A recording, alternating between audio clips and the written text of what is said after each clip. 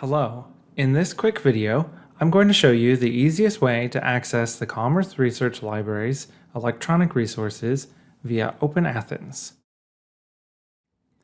The Databases A to Z is your go-to place to see all of the databases that the library provides access to. Your first step is to go to the library's website at library.doc.gov.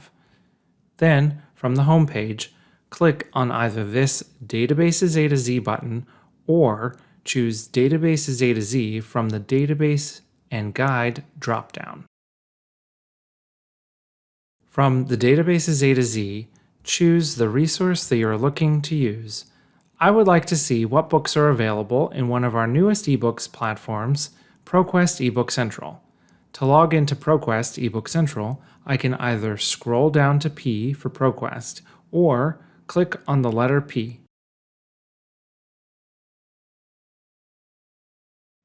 And here is ProQuest eBook Central.